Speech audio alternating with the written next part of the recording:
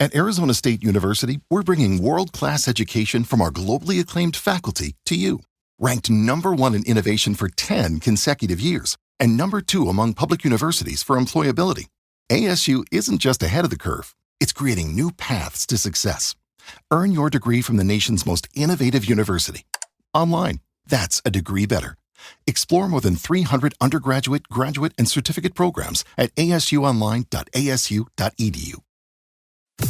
You're listening to Later with Mo Kelly on demand from KFI AM 640.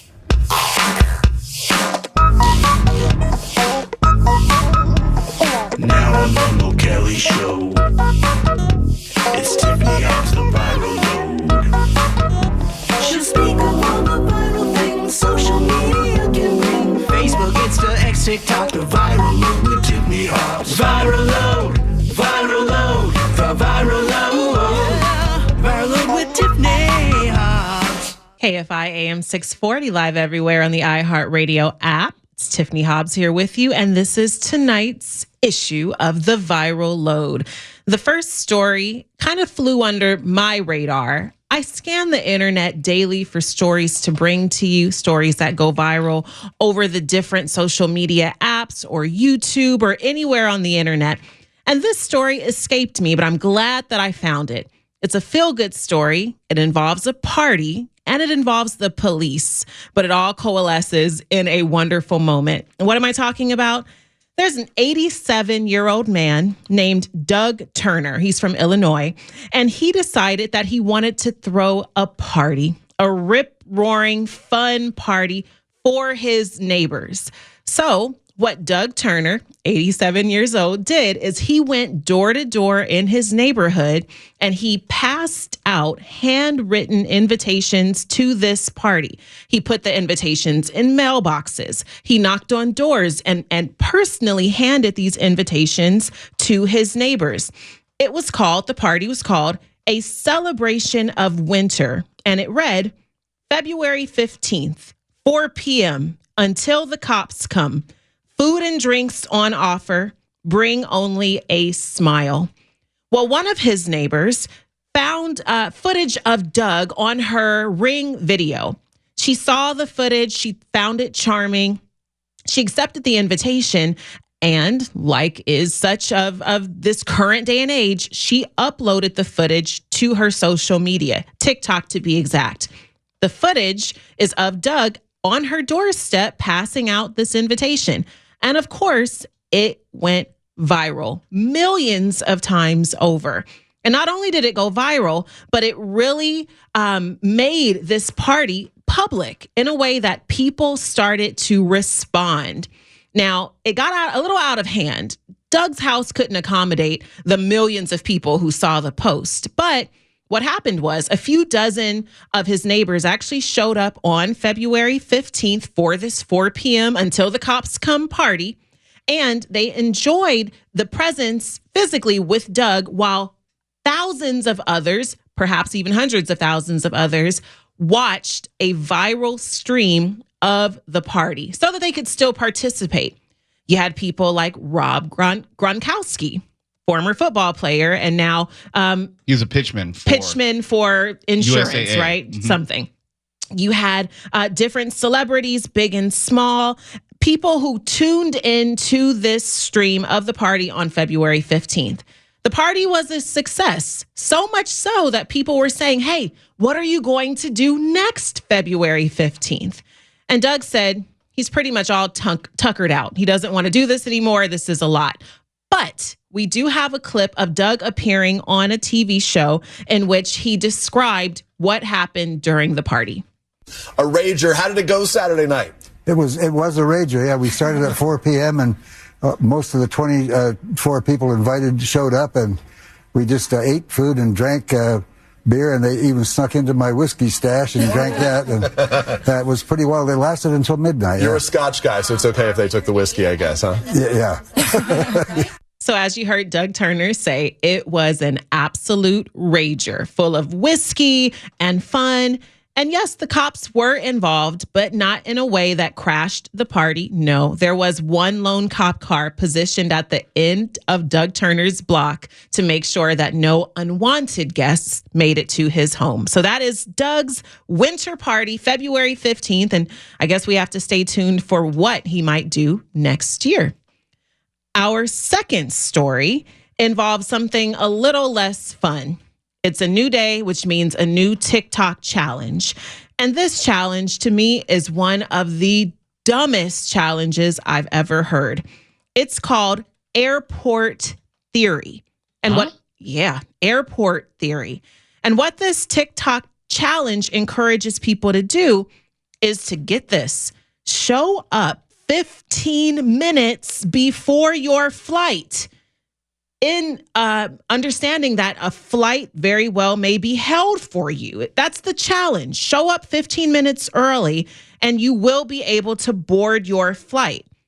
Show up as in walk in through the doors of the airport. Through the doors into the security line from door to boarding is a 15-minute process, is what this new TikTok challenge alleges. No way in hell. No way in hell. And here's the funny part about it. You have all these people taking to TikTok, trying the challenge out, going to airports. You have some who are saying, yeah, it worked.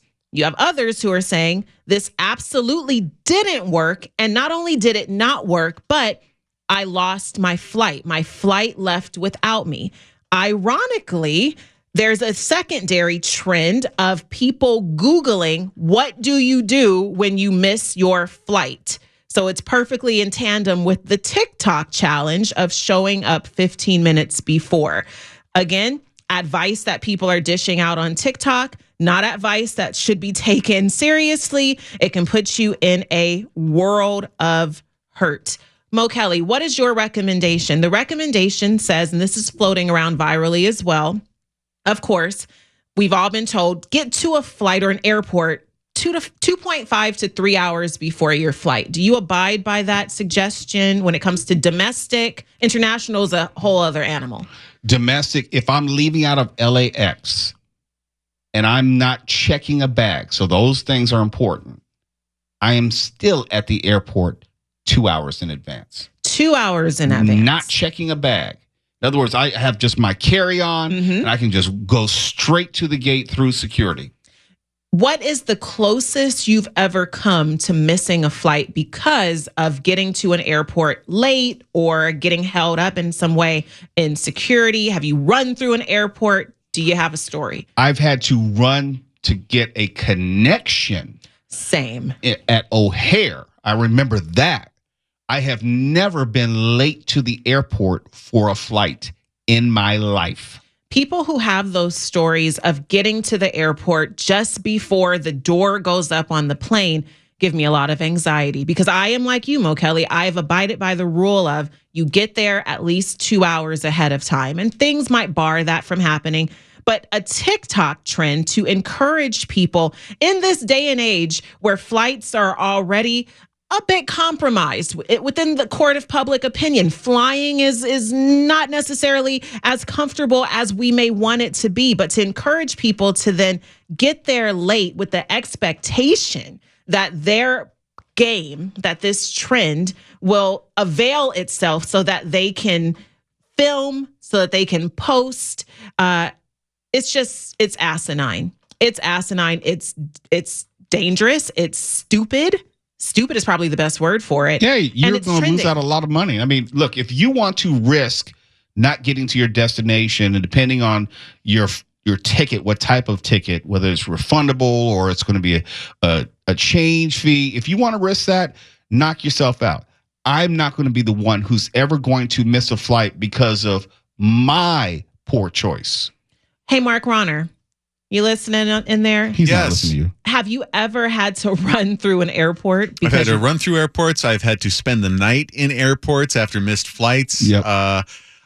I would do anything to avoid going to an airport, especially LAX. What's your rule of thumb? Are you doing for domestic flights 2.5 to 3 hours ahead of time? Are you cutting it close? You live on the edge? What do you do? Never, ever cut it close. Get there hours ahead of time. Spend the night there before if you have to. You do not want to risk. And it's getting worse as time passes, if you haven't noticed. It is. It is. Go ahead. No, I had to spend a night in the airport because when I was in college, I got snowed in at Dulles. And so, what was I going to do? Dulles is not close to Georgetown University. It's a good, 30, 35 miles. And back then there was no Uber, so you had to get a cab. And after a certain time, good luck trying to get a cab. So I had to just sleep at the airport. And then when we were able to fly out, I flew out the next morning. And here's the thing about airports. They're not designed for people to sleep in them. No. And I can't sleep in one of those chairs with an arm hitting me in my back. I have to sleep on the floor at that point on my luggage. And that's intentional. And the idea that you're vulnerable to people as well, walking into your space, it's not comfortable or conducive. You're going to say, Mark? Well, there are no accidents. It's intentional that they're uncomfortable like that. They don't want you sleeping there. Not at all. They should design our homeless policy. I think it's the same people. The bus benches and the airport chairs are very similar. Yeah, genius. Pure genius. On the other side of the break, because it deserves its own segment and it should not be rushed, trust me. There's a wonderful clip, a sound clip that you're going to hear.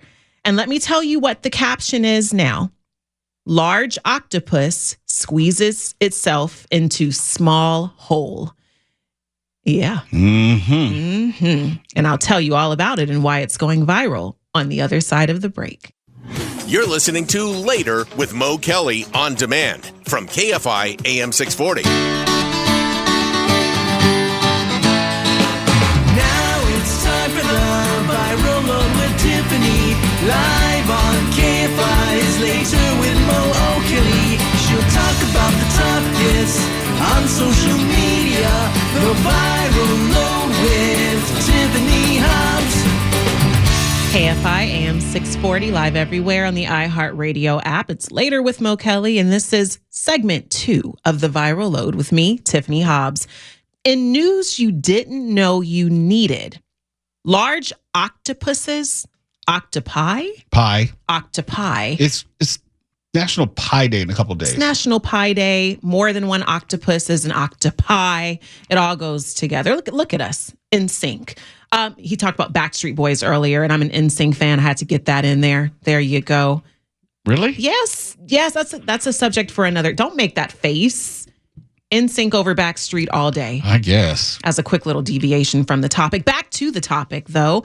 In news you didn't know you needed, large octopi can squeeze themselves into very small holes. Why? Because they have no bones. They only have a hard beak. Careful. Which makes their soft, muscular bodies highly flexible. Why do you need this information, you might be asking? And honestly, you probably don't.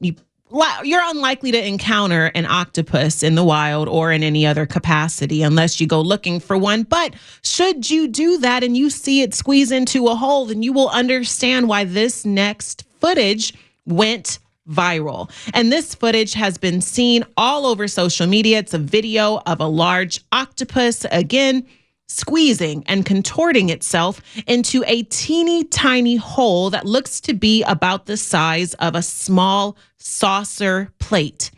Now, while that description of a large octopus going into a hole might not give you any sort of excitement, the next sound very well may. This is what it sounds like.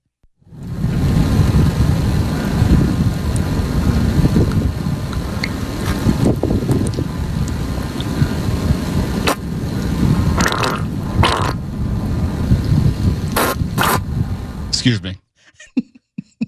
That was me. My bad. My mic was on. I've been waiting all week to play that clip. I've been very excited. So who was holding the mic? That's what I want to know. Who was holding the microphone?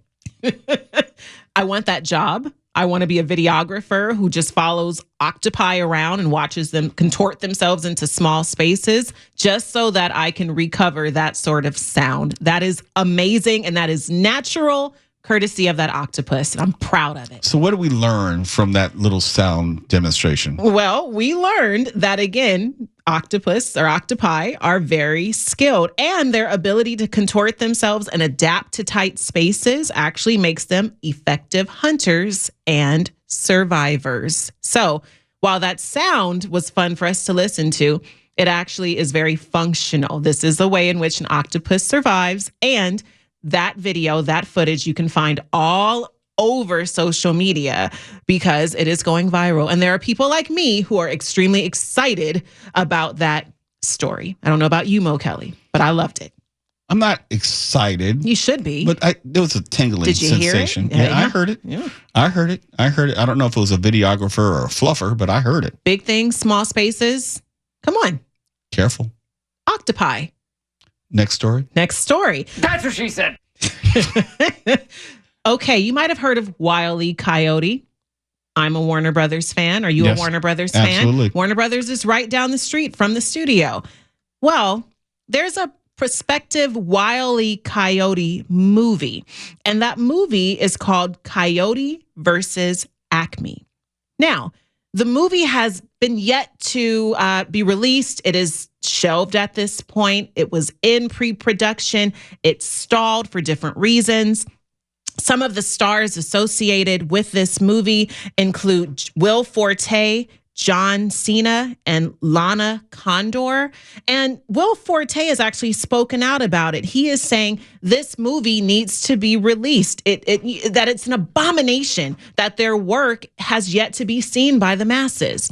But what Will Forte is saying is not what's going viral. What's going viral is that earlier this week, a dedicated fan dressed as Wile E. Coyote and protested outside of Warner Brothers Studios right down the street here from KFI. This person dressed completely as Wile E. Coyote, and he held up a cute little sign that looks like it's straight out of the cartoon, and it said simply, "No, release me. Release me." He's picketing. Wile E. Coyote is a protester now. He has to be careful because I hear those things are not welcome. You're illegal. Might mess around and get himself deported. But it is all in conjunction with the press and the marketing for this yet to be released movie that is considered to be live action and animation. It's a hybrid of the two. And who knows when it will come out? It was supposed to come out in 2023. We're now in 2025. But the material's there apparently, and Wile E. Coyote, the protester, is demanding that it be shown, and he has gone viral all over social media. We have someone who's connected to that movie who is the voice of Bugs Bunny and other characters, Eric Bauza, who was a guest on this show, and he'd been fighting for the past 2 years, to your point, there you go, to get this movie released. And it's never been clear to me why it hasn't been released, because it's done. The movie is complete. You know, release it to HBO Max. Yeah, something. And one of the things that Will Forte, one of the stars, is saying is that it was possibly shelved due to budgeting back in 2023, some sort of restructuring there at Warner Brothers Discovery. But all of these people involved are saying we need it to come out. Why? It's done. Why are we holding on to it? Just like he said. Yeah, there's something else. And maybe, Mark, you know about this as well. Remember the whole Batwoman movie that they shelved as well? Absolutely. It was a write down, and it really broke a lot of people's hearts because it's not like those studios never put out anything subpar. Just release it. What are you ashamed of at this point? I mean, if Madam Web can come out, I know different studio, but if a studio can release Madam Web, yes, the bar is low, the bar is in hell. No one is going to judge you any differently. I don't get it. Yeah, there's been a lot of good word about the Warner Brothers movie as well. Everybody who's seen it has high praise for it, so it's kind of baffling why they're keeping that under lock and key. Well, people might get out there with Wile E. Coyote and protest that this movie be released if he continues to go viral. He's definitely amassing a fan base of his own as he stands on the corner with his cute little white sign. Before you go to break, Steph, can we play that octopus squeezing itself into a small hole one more time, please? I guess so. So much innuendo there. Squeeze yourself in there. You get in there. Mark loves it.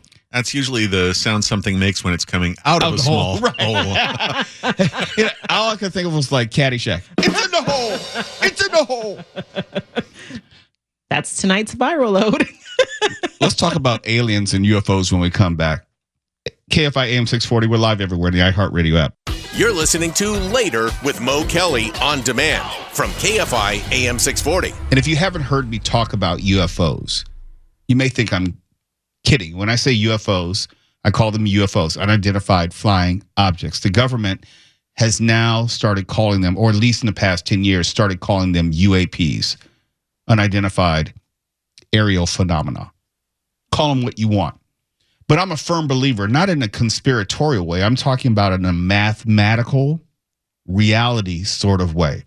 I believe in the mathematical certainty of there being intelligence other than ours in this universe, probably in our galaxy. In other words, our neighborhood. Say that absolutely completely. And if I had a couple of hours, I would run down the Fermi paradox and all those things why I believe we're not as smart as we think we are. Our civilization has not been around all that long. Our technological capabilities are minuscule, I believe.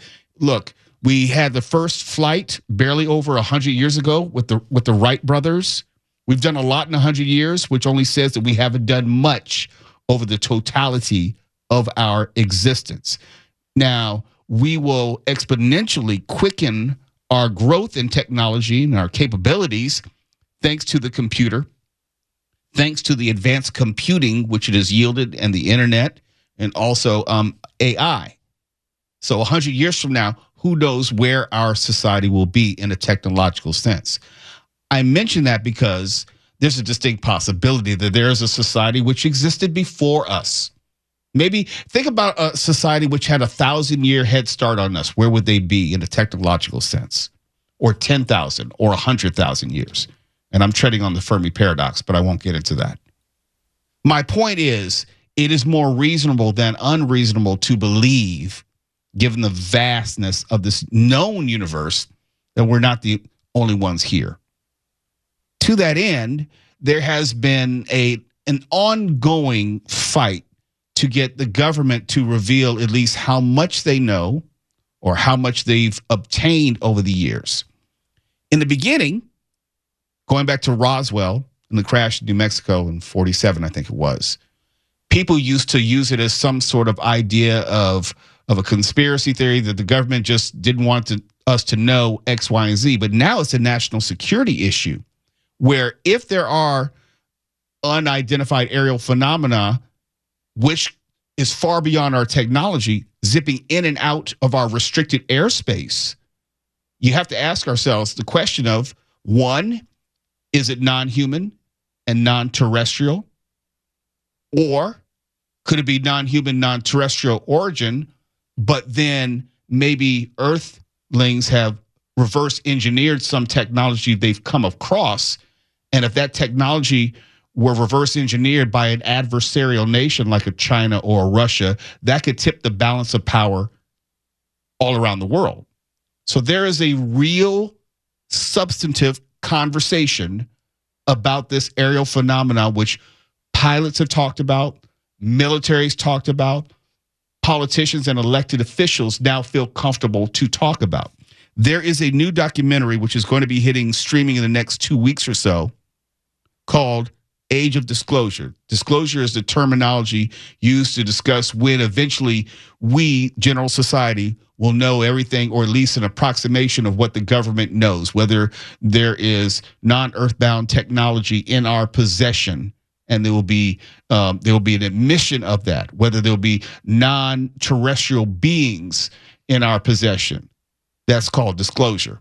And this documentary, I have not seen it, but can't wait to see it. From all accounts, is probably the most comprehensive and the most serious look at the issue of disclosure, what our government does or does not know. This is the trailer. The American people are ready to receive the truth.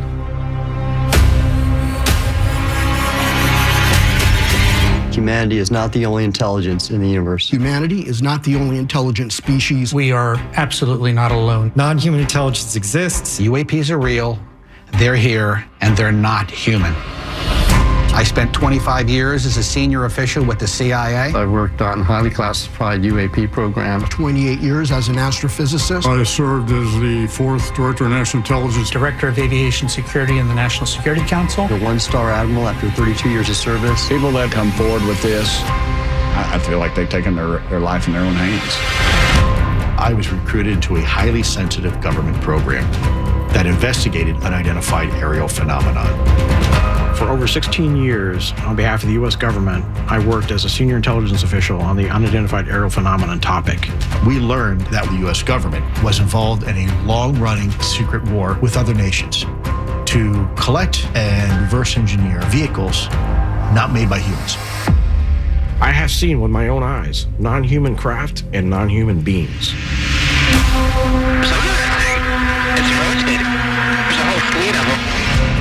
The first country that cracks the code on this technology will be the leader for years to come. China has established its own version of a UAP task force. You think for a second that they wouldn't consider using it to achieve their ends of domination? This is similar to the Manhattan Project. This is the atomic weapon on steroids. This is so secret, very, very few people in our entire government have been allowed access to it. Even presidents have been operating on a need-to-know basis, but that begins to ramp out of control. It's not acceptable to have secret parts of government that no one ever sees. You better be careful about a government that doesn't trust its people, because there's no telling what they'll pull on you. This is the biggest discovery in human history. You had information being locked away that could change the trajectory for a species. It has so many beneficial impacts, including clean energy. We should have disclosure today. We should have disclosure tomorrow. The time has come.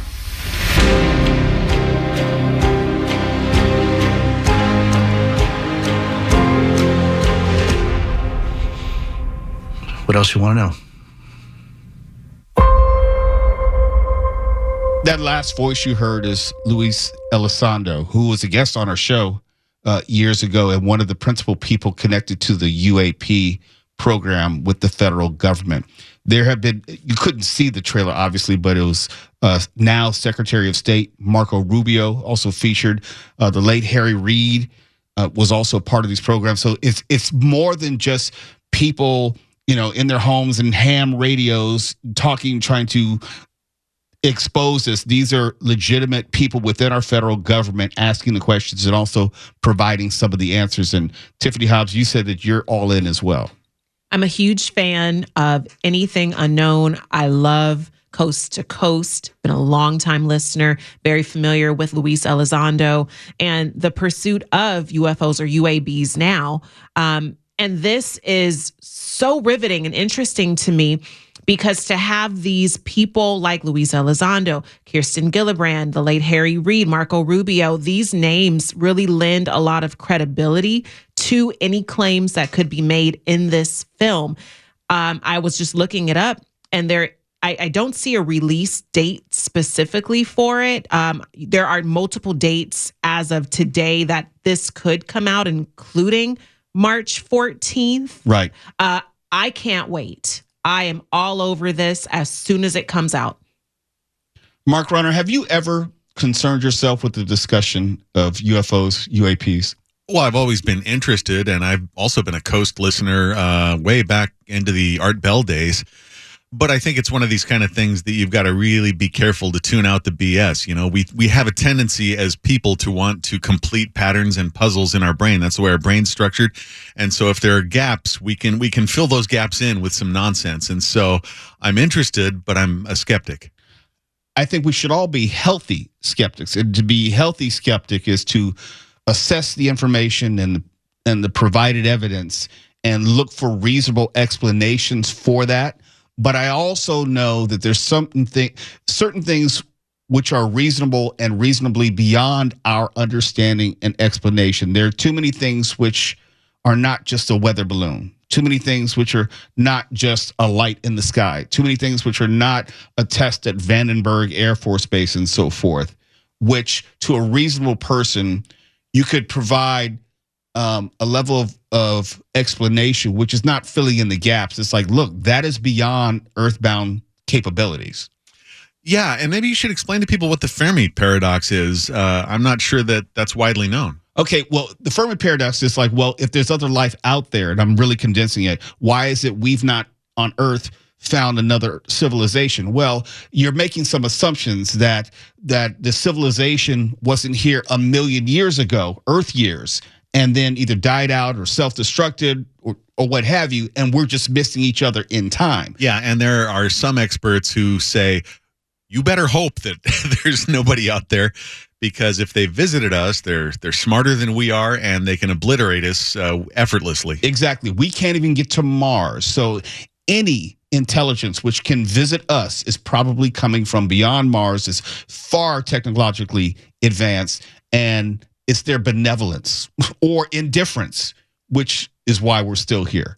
If they had any type of intentions of I don't know, hegemony or imperialism, we just wouldn't be here. Yeah, you got to remember that we're a really young civilization. We've only been going to the bathroom indoors for about 150 years. We'd be pretty easy to wipe out if somebody has the technology to make it to our planet. I don't call an outhouse indoors. Yeah. Okay, and that was like the 1900s, so I don't know about 150 years. I'm really curious about alien bathroom tech. They probably all use bidets, right? Space bidets. Maybe. Oh, don't steal that. I'm going to use that. No, you're assuming that they have. Yes, I am. I am assuming they have those. KFI AM 640, we're live everywhere in the iHeartRadio app. We'll talk to George Norman when we come back. You're listening to Later with Mo Kelly on demand from KFI AM 640.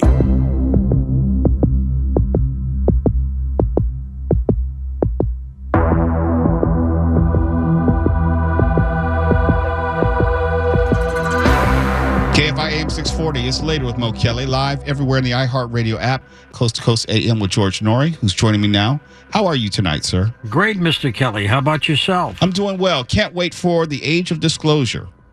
It's coming. You think so? Yeah, I think so. It's taken long enough, but it probably will happen. All right. What's on the show tonight? Tonight we're going to talk about how safe is the food we eat, and then later on, a look at the afterlife on Coast to Coast.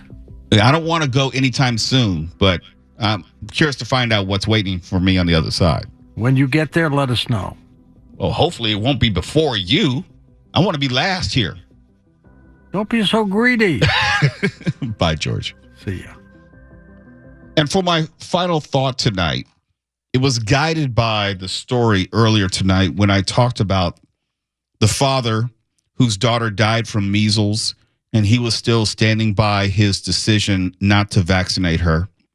He's a Mennonite, a Christian sect, which doesn't really believe in vaccines, even though nothing like that is in the Bible. But that's what informed what I had to say for this final thought. We all would like to think that we're special. You, me, Stefan, Mark, Tuala, your neighbor, your gardener, everybody. We all would like to think we're special. But some of us want to believe we're special in a very, very specific way. Special in the way of knowing what other people don't know, like they have the inside track on all the secrets of the world, or especially this country. They have some particular insight into the mysteries that only they know. It's the foundation of conspiracy theory culture, which permeates our society today. We have a nation full of people, and I'm specifically talking about the United States. We have a nation full of people who fancy themselves as knowing something the rest of us just don't know. We tell ourselves that regardless of the facts, the science, or documented history, our opinions, and only ours, often unsubstantiated and unvetted, are somehow right. They know. We don't. And because of this, I argue, and I frequently argue, that this is the dumbest nation on the face of the earth, because we lean into that. In 2025, you will easily find deep pockets of people who still deny that the aforementioned Earth is spherical. Despite all the available science and evidence at our fingertips, we have people literally who are building rockets to prove that the Earth is flat. 2025. Or in 2025, some will argue with you tooth and nail that vitamin A helps prevent the measles, like RFK Jr. We live in a time in which conviction is confused with knowledge. Just believing something deeply is far too often masquerading as legitimate knowledge. They are not the same. And I'm sure that social media plays a role, a damn large role, but not the only role. The moment news sites like the Washington Post and New York Times and others first attached a comment section to their articles at the dawn of social media, remember that? Remember the first time you saw a comment section and you could actually type in what you thought about an article and it would get published? That moment right there was when it all started to go to hell. And here's why.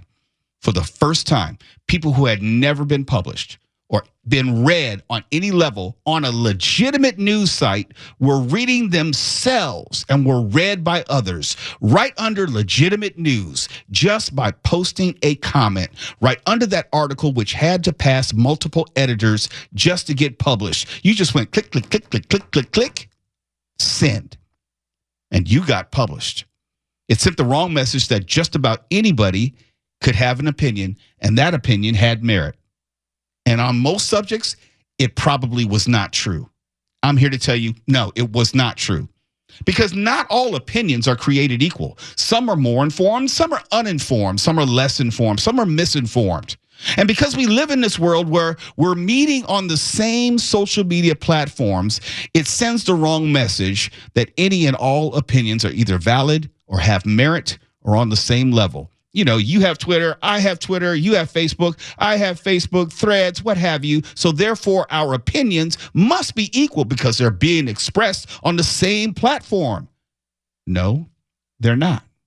But that's how we got here. That's why there are Facebook groups dedicated to exposing the truth behind the Earth actually being flat. That's why people still believe we didn't land on the moon any of the 6 times we did.